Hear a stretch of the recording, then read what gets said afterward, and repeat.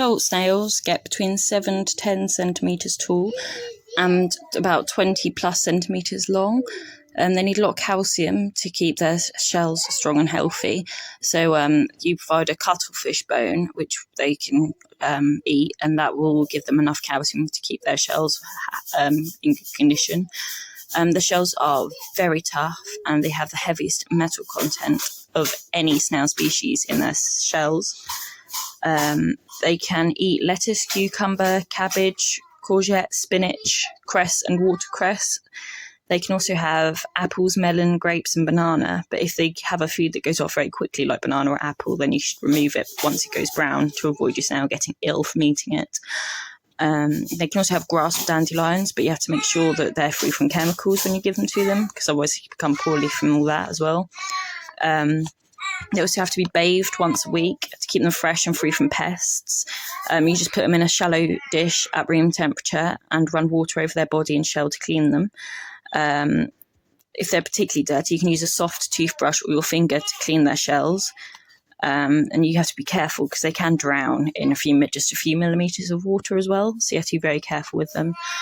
Glass or plastic aquariums are ideal for an enclosure, as this allows you to see and watch your snails while they're eating and everything.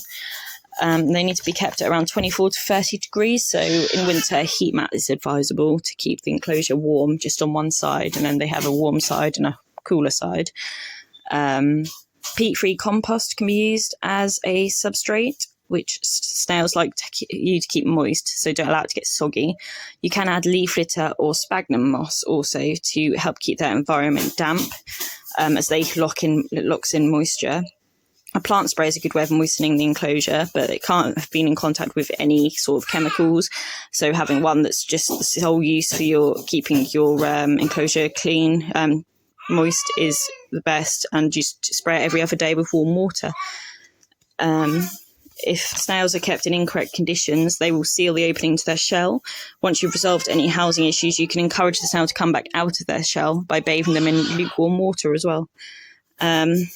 Snails are all hermaphrodites, meaning they are both male and female. If conditions are ideal, they will produce nests of small round white eggs. You have to remove them carefully from their enclosure in case so that the adult snails don't disturb the nest. The eggs should be kept in a container with peat-free compost or substrate at around 25 degrees, and they'll hatch after around 14 days. As soon as they hatch, you have to provide them with food and cuttlefish as well. Cuttlefish bone. Snails can produce more than one clutch of eggs after they've bred, and can still lay viable eggs if they have not been in contact with other giant African land snails for some time, assuming they were adults when they were in contact with other snails. They can carry a salmonella bacteria, so after you've handled them, you need to make sure you wash your hands thoroughly with antibacterial soap. They can carry rat lungworm parasite, which can cause a rare form of meningitis. So again, thoroughly wash your hands afterwards, because if you have anything on your hands from the snails, and then you go and eat something, you can get poorly. That most giant African land snails in the UK are bred in captivity, so shouldn't have this parasite, because obviously they're not going to be eating rat poo and stuff, they're not going to be in contact with it. Also, UK rats don't tend to carry the parasite anyway, which is good, so you can breathe a bit there too. It is illegal to release giant African land snails or their eggs into the wild in the UK. And I know that it's also illegal to keep them in some countries. It's illegal to keep them in the US. They are the most frequently occurring invasive species of snail. So they can cause all sorts of trouble to local ecosystems they're introduced to that they aren't native to. They can also be a health problem, because obviously they can cause salmonella or that rare form of meningitis. Obviously, if you come across them in the wild, you pick them up, you don't know what they are properly.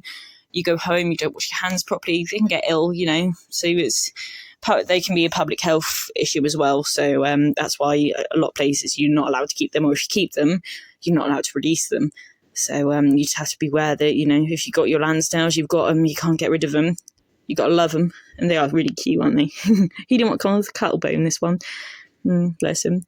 But thank you very much for watching. Bye, guys. I've got to say, we want you to name these, so we need 3 names for the snails down below in the comments below. Thanks, guys.